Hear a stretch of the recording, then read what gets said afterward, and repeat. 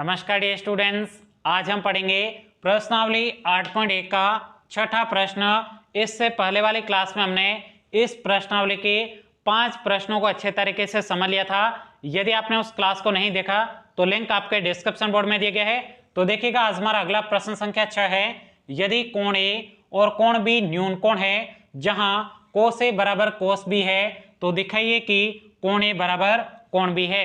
देखिएगा साथियों, यह भी प्रश्न आपके बहुत ही ज्यादा सरल है। सबसे पहले आपको क्या करना है, यहाँ पे कोस ए और कोस बी का आपको मान निकालना है। देखिएगा, यहाँ पे कोण ए के सापेक्ष बात की जा रही है, यहाँ पे कोण बी के सापेक्ष बात की जा रही है।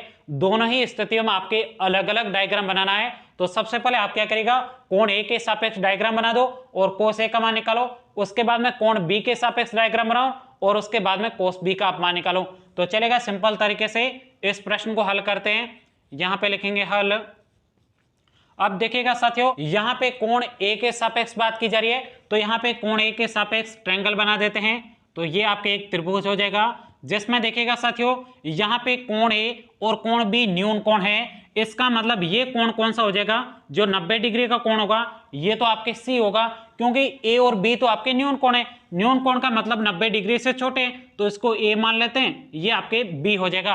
अब यहाँ पे कोण ए के सापेक्ष बात की जा रही है, तो यहाँ पे कोण ए के सापेक्ष बात की जा रही है। जिस कोण के सापेक्ष बात की जा रही है उसके सामने वाली भुजा लंब होती है, यह मैं आपको पहली क्लास में भी बता चुका हूं।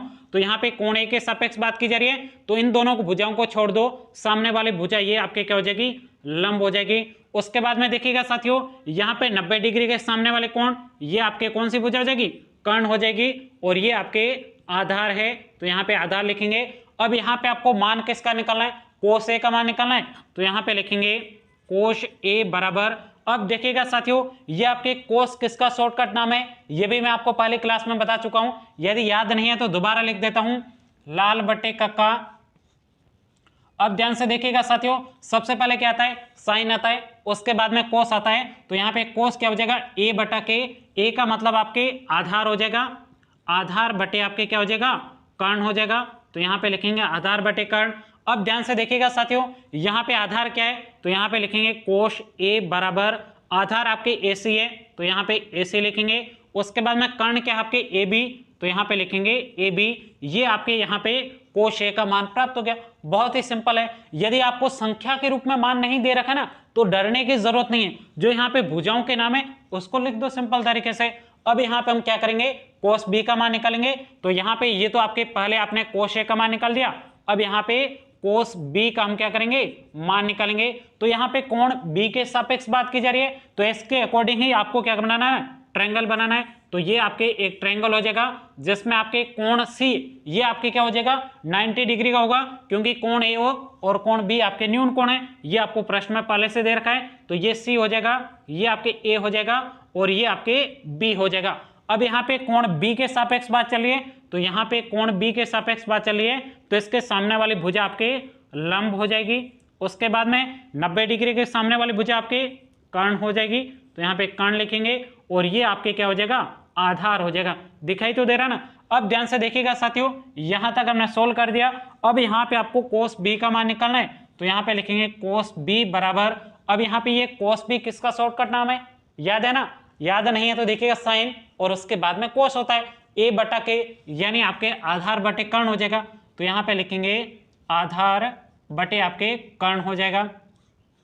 अब ध्यान से देखिएगा, आधार यहाँ पे क्या है, आधार आपके यहाँ पे बी सी है, तो यहाँ पे लिखेंगे कोस बी बराबर बी सी बटे आपके क्या हो जाएगा, आधार बटे कर्ण। तो यहाँ पे कर्ण क्या है आपके ए बी है, तो यहाँ पे लिखेंगे ए बी। तो ये आपके समीकरण नंबर 2 हो जाएगा। अब ध्यान से देखिएगा साथियों, जो आपको प्रश्न में कहा गया ना उसी के अनुसार आगे प्रश्न को सोल्व करना है। तो यहाँ पे लिखेंगे प्रश्नानुसार, प्रश्नानुसार। अब देखिएगा प्रश्न में क्या कहा जा रहा है कि कोस ए बराबर कोस बी है, तो चलेगा बराबर करते हैं, कोस ए बराबर कोस बी। अब ध्यान से देखिएगा, कोस ए का मान यहाँ पे समीकरण नंबर 1 में अप्लाई क्या है आपके ए सी बटा ए बी हो जाएगा। उसके बाद में बराबर, अब कोस बी का मान क्या है, तो यहाँ पे देखिएगा कोस बी का मान ये रहा समीकरण नंबर 2 में, बी सी बटा आपके ए बी है। अब ध्यान से देखिएगा साथियों, नीचे संख्या समान है, तो ये ए बी और ए बी आपके कट जाएगा, शेष आपके क्या बचा, AC बराबर आपके BC है। तो यहां तक हमें प्राप्त हो गया कि यहाँ पे जो AC भुजा है और जो आपके BC भुजा है ये दोनों भुजाएं बराबर है। एक बात मैं आपको बता दूं, देखिएगा साथियों, जब भी आपके किसी त्रिभुज में दो भुजाएं बराबर होती है तो उसके सामने वाले कोण भी बराबर होते हैं। ये बात यहाँ पे आपको याद रखने योग्य है। आई बात आपको समझ में? मैंने क्या कहा है वो मैं यहाँ पे लिख देता हूं इंपॉर्टेंट करके। आपको भी बोर्ड के एग्जाम में इसी प्रकार से लिखना है, किसी भी त्रिभुज में दो समान भुजाओं के, दो समान कहो या फिर बराबर कहो, दो समान भुजाओं के सामने के कोण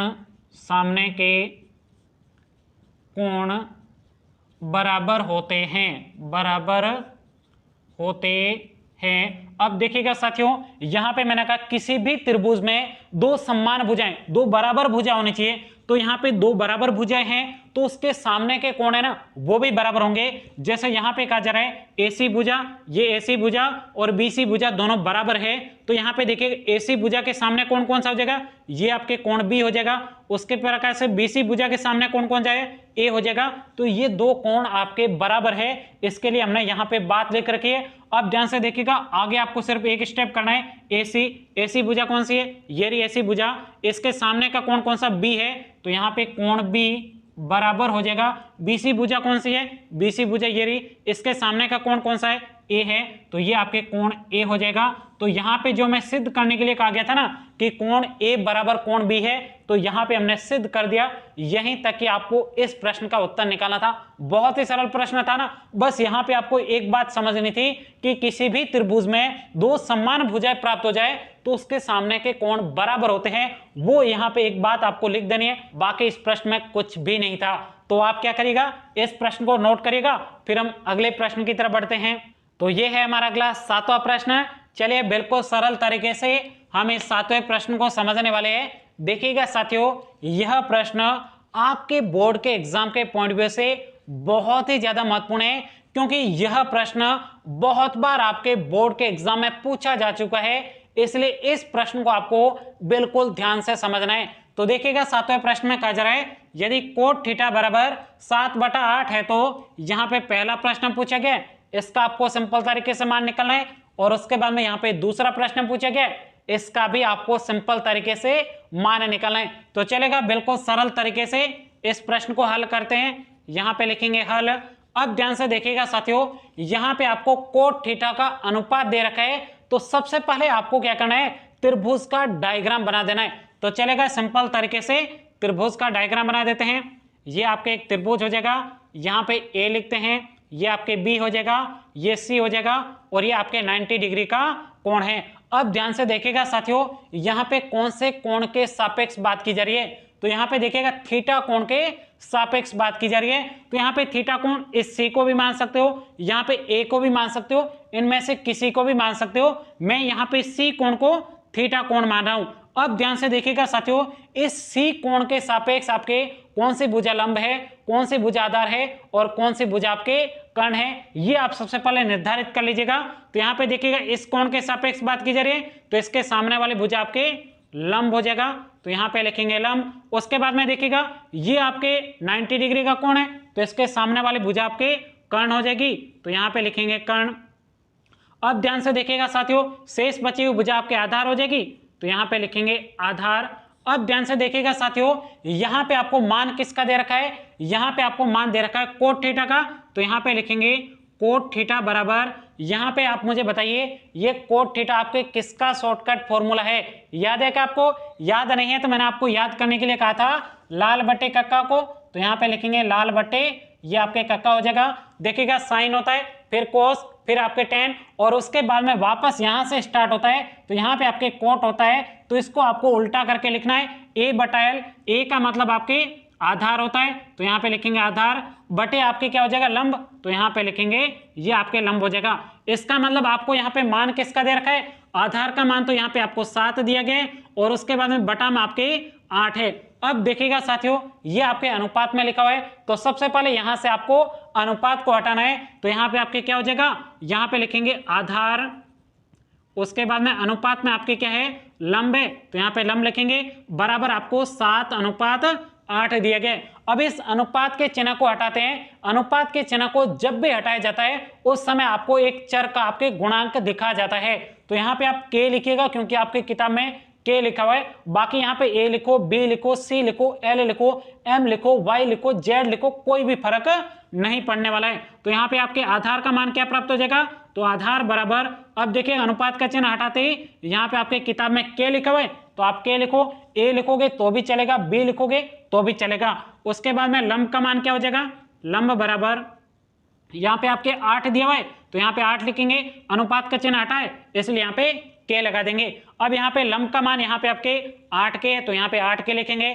आधार का मान यहाँ पे आपको 7k दिया हुआ है, तो 7k लिखेंगे। लेकिन यहाँ पे आपको कर्ण की लंबाई नहीं दे रखी है, तो सबसे पहले आपको पाइथागोरस प्रमेय के माध्यम से कर्ण का मान निकालना है। तो यहाँ पे लिखेंगे पाइथागोरस प्रमेय से, पाइथागोरस प्रमेय से। अब पाइथागोरस प्रमेय का सूत्र तो आपको याद है ना, क्या होता है साथियों, यहाँ पे बोलिएगा मेरे साथ, कर्ण का स्क्वायर बराबर होता है आपके लंब का स्क्वायर प्लस आपके आधार का स्क्वायर होता है। तो ये आपके आधार का स्क्वायर हो जाएगा। अब यहाँ पे कर्ण क्या है आपके AC का स्क्वायर, तो यहाँ पे AC का स्क्वायर बराबर, यहाँ पे लंब क्या दे रखा है, लंब यहाँ पे देखिएगा 8k है, तो ये आपके 8k का स्क्वायर। उसके बाद में प्लस आधार क्या दे रखा है, आधार यहाँ पे आपको 7k दिया हुआ है, तो ये आपके 7k का स्क्वायर हो जाएगा। चलेगा, इसको आगे सोल्व करते हैं। AC का स्क्वायर बराबर यहाँ पे 8 का वर्ग कितना हो जाएगा, 8 का वर्ग आपके 64 हो जाएगा, k का वर्ग आपके k स्क्वायर है। उसके बाद में प्लस यहाँ पे 7 का वर्ग आपके 49 हो जाएगा। उसके बाद में k का वर्ग आपके k स्क्वायर हो जाएगा। अब यहाँ पे देखिएगा k स्क्वायर, तो इन दोनों को आप जोड़िएगा, तो यहाँ पे AC का स्क्वायर बराबर हो जाएगा आपके, यहाँ पे 9 और 4 आपके 13 हो जाएगा, हाथ से लगा 1 चला जाएगा, 4 और 1 5, 5 और 6 आपके 11 हो जाएगा, तो यहाँ पे 11 लिखेंगे और उसके बाद में आपके k स्क्वायर हो जाएगा। अब देखिएगा साथियों, दोनों तरफ आपके क्या है, यहाँ पे वर्ग का चिन्ह है, तो यहाँ पे इस वर्ग के चिन्ह को हटाने के लिए दोनों पक्षों में वर्गमूल लेना होगा। तो यहाँ पे लिखेंगे दोनों पक्षों में वर्गमूल लेने पर चलेगा, वर्गमूल लेते हैं। तो यहाँ पे देखिएगा AC का स्क्वायर था, ऊपर आपके वर्गमूल का चिन्ह आ जाएगा। उसके बाद में बराबर 113, इसके ऊपर भी आपके वर्गमूल, और एक k स्क्वायर है, इसके ऊपर भी आपके वर्गमूल है। अब ध्यान से देखिएगा, ये आपके घात 2 और वर्गमूल का चिन्ह हट जाएगा, तो यहाँ पे AC बराबर, उसके बाद में यहाँ पे देखिएगा साथियों, सॉरी यहाँ पे 113 लिख दिया है, तो ये आपके देखिएगा 113 है। अब यहाँ पे देखो कि यहाँ पे देखिएगा इसका कोई भी आपके वर्गमूल पूरा नहीं निकलता है, तो यहाँ पे आपको वापस से अंडर रूट के अंदर 113 को रहने देना है। लेकिन यहाँ पे घात 2 है और ये आपके वर्गमूल का चिन्ह ये आपके कट जाएगा, तो यहाँ पे सिर्फ आपके k बचेगा। तो यहाँ पे आपको कर्ण का आपके लंबाई कितनी प्राप्त हुई है, अंडर रूट का आपके 113 है और उसके बाद में आपके k है। आई बात आपको समझ में, तो यहाँ पे हमें तीनों भुजाओं की लंबाई प्राप्त हो गई। अब ध्यान से देखिएगा साथियों, यहाँ पे साइन थीटा की बात की जा रही है, यहाँ पे भी साइन थीटा है, यहाँ पे आपके कॉस थीटा है, तो उसके बाद में यहाँ पे भी कॉस थीटा है और आपके कोट थीटा है। तो सबसे पहले आपको इनका मान निकाल देना है और उसके बाद में इनके मान को इस सूत्र में रखकर सीधा सिंपल तरीके से मान निकालेंगे। तो सबसे पहले आप मुझे बताइएगा साइन थीटा का मान निकालते हैं। साइन थीटा बराबर, अब यहाँ पे आप मुझे बताइए साइन थीटा को क्या कहते हैं शॉर्टकट में, तो यहाँ पे आपके हो जाएगा L बटा K। L का मतलब होता है आपके लंब, बटे आपके K है, K का मतलब आपके कर्ण होता है। अब यहाँ पे आप मुझे बताइए लंब क्या है 8K, तो यहाँ पे लिखेंगे 8K। उसके बाद में बटा में आपके कर्ण है, कर्ण कितना है, तो कर्ण है आपके अंडर रूट के अंदर 113, K है। देखिएगा K और K आपके कट जाएगा, शेष आपके क्या बचा है, तो यहाँ पे लिखेंगे 8 बटा आपके अंडर रूट का 113 आपके शेष बचा है। ये आपको साइन थीटा का मान प्राप्त हो गया। उसी प्रकार से अब यहाँ पे कोस थीटा का भी मान निकाल लो, तो यहाँ पे लिखेंगे कोस थीटा बराबर, अब ये आपके किसका शॉर्टकट सूत्र है, जल्दी बताइए, याद है क्या, साइन के बाद में आपके कोस आता है। तो यहाँ पे देखिएगा A बटा K का है, A का मतलब आपके आधार होता है, तो यहाँ पे आधार, K का मतलब आपके कर्ण होता है, तो यहाँ पे कर्ण लिखेंगे। अब यहाँ पे आधार कितना है, तो यहाँ पे देखिएगा आधार आपके 7K है, तो ये आपके 7K हो जाएगा। उसके बाद में आपके कर्ण है, कर्ण आपके अंडर रूट के अंदर 113 और K है, K और K आपके कट जाएगा, शेष आपके क्या बचा 7 बटे अंडर रूट का 113 बचा है। साइन थीटा कोस थीटा का हमने मान निकाल दिया। और आपको कोई दे रखा है, यहाँ पे आपको कोट थीटा का भी बाद में मान की जरूरत पड़ेगी, तो यहाँ पे कोट थीटा का भी मान लिखते हैं। कोट थीटा बराबर, अब देखिएगा यहाँ पे साइन है, फिर आपके कोस, फिर टेन, और उसके बाद में कोट होता है, तो इसका मतलब आपको नीचे से चल के आना है, तो यहाँ पे आपके क्या हो जाएगा, उल्टा हो जाएगा, ए बटा एल। ए का मतलब आपके आधार हो जाएगा, एल का मतलब आपके लंब होता है, तो यहाँ पे लंब लिखेंगे। आधार यहाँ पे कितना है 7 के, तो यहाँ पे लिखते हैं 7 के, बटे आपके लंब कितना है 8 के, तो यहाँ पे लिखते हैं 8 के और के आपके कट जाएगा, तो ये आपके 7/8 हो जाएगा। वैसे आपको कोट थीटा का मान यहाँ पे दे रखा था, लेकिन फिर भी हमने निकाल दिया है, क्योंकि यहाँ पे हमें कोट थीटा के मान की जरूरत पड़ने वाली है। तो चलेगा, अब यहाँ पे आपको जो पहला प्रश्न पूछा गया ना, इसको हम आगे सोल्व करते हैं। देखिएगा इस प्रश्न को मैं यहाँ पे लिखता हूँ, यहाँ पे है आपके 1 प्लस साइन थीटा, उसके बाद में कोष्टक, और उसके बाद में गुणा में है 1 माइनस साइन थीटा कोष्टक बंद, बटे में है आपके 1 प्लस कोस थीटा, उसके बाद में कोष्टक बंद, उसके बाद में गुणा में है आपके 1 माइनस कोस थीटा। अब ध्यान से देखिएगा साथियों, यहाँ पे आपके एक सर्व समीकरण लगती है। कौन सी सर्व समीकरण लगती है, देखिएगा साथियों, यहाँ पे मैं लिख देता हूं, आपको भी यहाँ पे नोट कर लिखना है, चूंकि a प्लस बी कोष्टक a माइनस बी कोष्टक बंद, इसके बाद में बराबर में होता है आपके a square minus b square होता है। इस सर्व समीकरण को आपको याद रखना है, और इसी प्रकार से टैलेंटेड स्टूडेंट की तरह आपको यहाँ पे सर्व समीकरण को लिखना है। आई बात आपको समझ में, कौन सी सर्व समीकरण लिख रही है, a plus b a minus b बराबर में होता है आपके a square minus b square होता है। ये सर्व समीकरण आपको अच्छे तरीके से याद रखना है। याद थी ना, बहुत अच्छी बात है। चलेगा, अब यहाँ पे इस दोनों फॉर्मेट को इस फॉर्मेट में बदलना है, तो यहाँ पे देखिएगा ये तो आपके a हो जाएगा, ये आपके b है, ये वापस a है, और ये आपके b है, सेम संख्या है। तो यहाँ पे उसको किस प्रकार से लिख सकते हैं, यहाँ पे 1 का स्क्वायर, उसके बाद में माइनस आपके क्या हो जाएगा, ये आपके b की जगह साइन स्क्वायर है, तो यहाँ पे हो जाएगा साइन, उसके बाद में थीटा, और इसका स्क्वायर कर देंगे, उसके बाद में बटा,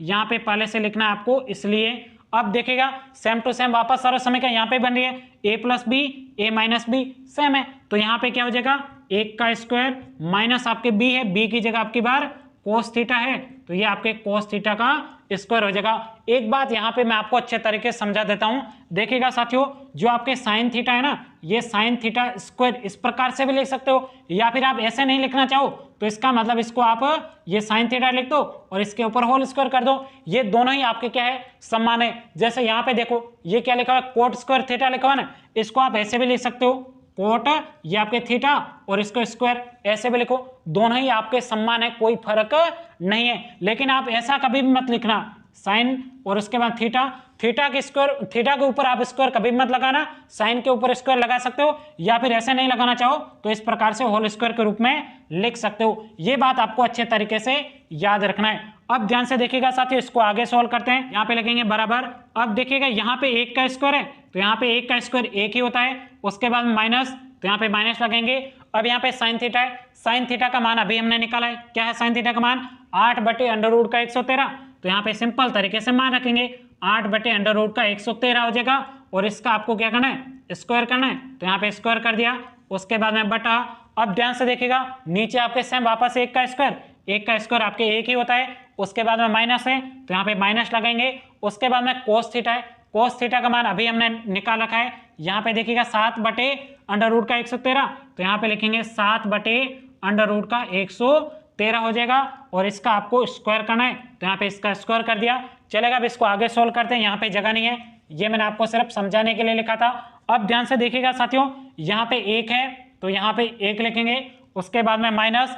अब यहाँ पे आपको क्या करना है, इसका वर्ग करना है, 8 का वर्ग आपके 64 हो जाएगा, तो यहाँ पे 64 लगेंगे। लेकिन यहाँ पे जो नीचे है ना अंडर रूट का 113, तो ये अंडर रूट का चिन्ह और ये आपके वर्ग का चिन्ह हट जाएगा, शेष आपके क्या बचेगा 113 बचेगा, उसके बाद में बटा। अब नीचे देखिएगा वापस आपके क्या है 1 है, तो यहाँ पे 1 लिखेंगे, उसके बाद में माइनस। अब यहाँ पे 7 का वर्ग कितना हो जाएगा, 7 का वर्ग आपके 49 हो जाएगा, तो यहाँ पे 49 लिखेंगे। उसके बाद में देखिएगा यहाँ पे ये घात 2 और ये आपके अंडर रूट का चिन्ह हट जाएगा, शेष आपके 113 बचेगा। अब यहाँ पे आपको क्या करना है, जोड़ बाकी तो करनी है, तो यहाँ पे हम एलसीएम ले लेंगे और उसके बाद में आगे सोल्व करेंगे। यहाँ पे एलसीएम 13 आ जाएगा। उसके बाद में देखिएगा ये भिन्न के रूप में नहीं, भिन्न के रूप में बना देंगे। 1 का भाग 113 में 113 बार जाएगा और 1 का गुणा 113 से वापस आपके 113 हो जाएगा। उसके बाद में माइनस, अब यहाँ पे 113 का भाग 113 में 1 बार जाएगा, 1 का गुणा 64 से तो ये आपके 64 हो जाएगा। उसके बाद में बटा, अब इसको भी यहाँ पे एलसीएम ले लेंगे तो यहाँ पे भी एलसीएम आपके 113 आ जाएगा। उसके बाद में बटा, अब देखिएगा यहाँ पे भी भिन्न के रूप में बना देते इसको। 1 का भाग 113 में 113 बार जाएगा और 113 का गुणा 1 से तो यहाँ पे 113 हो जाएगा।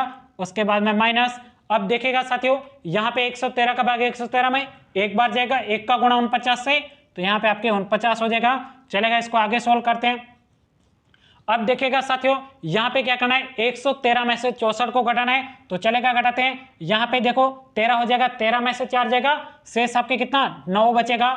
उसके बाद में यहाँ पे देखिएगा यहाँ पे 10 हो जाएगा, 10 में से 6 जाएगा, शेष आपके 4 बचेगा। यहाँ पे आपके 49 बचा है, बटे में आपके 113 है। उसके बाद में ये बड़े वाला भाग, अब यहाँ पे भी देखो 113 में से आपको 49 को घटाना है तो चलेगा, घटाते हैं। यहाँ पे 13 हो जाएगा, 13 में से 9 हो जाएगा, शेष आपके 4 बचेगा तो यहाँ पे 4 लिखेंगे। उसके बाद 10 में से 4 चले जाएंगे, शेष आपके 6 बचेगा, बटे में आपके 113 है तो बटे में 113 को लिख दिया। चलेगा, इसको आगे सोल्व करते हैं। अब देखिएगा साथियों यहाँ पे देखिएगा भिन्न है और इधर भी भिन्न है, इस भिन्न को ऊपर ले जाओगे ना तो ये उल्टा हो जाएगा। तो यहाँ पे देखिएगा 49 बटे 113 था, लेकिन इसको हमने उल्टा कर दिया, तब यहाँ से ये हट जाएगी तो इधर गुणा में आ जाएगा। तो 113 नीचे था, ये ऊपर आ जाएगा, 64 आपके नीचे आ जाएगा। अब देखिएगा 113 और 113 कट जाएगा, शेष आपके 49 बटे 64 बचा है। ये आपको किसका मान प्राप्त हो गया है, 1 प्लस साइन थीटा, गुणा में है 1 minus sine theta, 1 plus cos theta, 1 minus cos theta. इसका मान हमें कितना प्राप्त हुआ है, 49 बटे 64 प्राप्त हुआ है। ANS, यहीं तक ही आपको इस पहले प्रश्न का उत्तर लिखना था। उसके बाद में आपको जो दूसरा प्रश्न पूछे गए इसको भी सिंपल तरीके से हम सोल्व कर देते हैं। इसमें आपको किसका मान पूछा है, इसमें आपको मान पूछा है कोट स्क्वायर थीटा का आपको मान निकालना है। तो ध्यान से देखिएगा साथियों, यहाँ पे इसको मैंने कहा था कैसे लिख सकते हैं, तो इसको हम लिख सकते हैं कोट, उसके बाद में थीटा और इसके ऊपर स्क्वायर लगा सकते हैं। अब ध्यान से देखिएगा साथियों, यहाँ पे हमने कोट थीटा का तो मान निकाल रखा है। देखिएगा यहाँ पे कोट थीटा का मान कितना है, 7/8 है, तो यहाँ पे कोट थीटा की जगह हम क्या रख देंगे, 7/8, तो ये आपके 7/8 हो जाएगा। उसके बाद में इसके ऊपर स्क्वायर है तो यहाँ पे स्क्वायर लगेंगे। चलेगा, इसको आगे सोल्व करते हैं। 7 का वर्ग आपके कितना हो जाएगा, 49 हो जाएगा। 8 का वर्ग आपके कितना हो जाएगा, 64 हो जाएगा। तो यहीं तक ही आपको इस दूसरे प्रश्न का उत्तर निकालना था। बहुत ही सरल था। इस प्रश्न को एक बार फिर से मैं आपको शॉर्टकट तरीके से बता देता हूं कि आपने अभी तक यहाँ पे इस प्रश्न में क्या क्या किया है। तो ध्यान से देखिएगा साथियों, यहाँ पे आपको कोट थीटा का मान 7/8 दे रखा था। उसके बाद में हमने कोट थीटा के माध्यम से त्रिभुज का डायग्राम बनाया, उसमें आपके अनुपात के चिन्ह को हटाया, तो यहाँ पे हमें आधार का मान 7 के, लंब का मान 8 के प्राप्त हो गया। इसको हमने यहाँ पे रखा, लेकिन हमें कर्ण का मान नहीं दे रखा था, तो हमने पाइथागोरस प्रमेय का सूत्र लगाकर यहाँ पे कर्ण का मान भी निकाल दिया। उसके बाद में यहाँ पे साइन थीटा और कोस थीटा की बात की जा रही थी, तो हमने यहाँ पे इस त्रिभुज के डायग्राम के माध्यम से साइन थीटा और कोस थीटा का सिंपल तरीके से मान निकाल दिया। उसके बाद में यहाँ पे हमने क्या किया, साइन थीटा कोस थीटा था, यहाँ पे एक सर्वसमीकरण बननी थी, कौन सी, a plus b, a minus b बराबर में होता है a square minus b square होता है। इसको शॉर्टकट के रूप में हमने सर्वसमीकरण के रूप में लिख दिया। उसके बाद में यहाँ पे साइन थीटा था, साइन थीटा का हमने यहाँ पे मान रखा और कोस थीटा का मान रखा, जिससे हमें इस पहले प्रश्न का उत्तर यहाँ पे जाके हमें प्राप्त हो गया 49 बचे 64। उसके बाद में दूसरा प्रश्न में आपको कोट स्क्वायर थीटा का मान पूछा गया था, तो यहाँ पे कोट थीटा का मान हमने पहले से निकाल दिया, क्योंकि हमें पता था कि आगे में कोट स्क्वायर थीटा का मान निकालना है। तो इसके बाद में हमने क्या किया, कोट स्क्वायर थीटा को हम इस प्रकार से भी लिख सकते हैं, और यहाँ पे कोट थीटा का मान यहाँ पे था 7/8, उसका हमने मान रखा और उसके बाद में इसका वर्ग करने पर 49 बटे 64 हमें प्राप्त हो गया। यहीं तक कि आपको इस प्रश्न का उत्तर लिखना था, और इस प्रश्न को आप अच्छे तरीके से समझिएगा, क्योंकि ये प्रश्न आपके बोर्ड के एग्जाम के पॉइंट व्यू से बहुत ही ज्यादा महत्वपूर्ण है। तो उम्मीद करता हूं ये पूरा प्रश्न आपको अच्छे तरीके से समझ में आया होगा। तो अब आप क्या करिएगा, इस प्रश्न को नोट करिएगा, शेष बचे हुए प्रश्नों को हम अगली क्लास में पढ़ेंगे। तो मिलते हैं नेक्स्ट वीडियो में, तब तक के लिए जय हिंद जय भारत।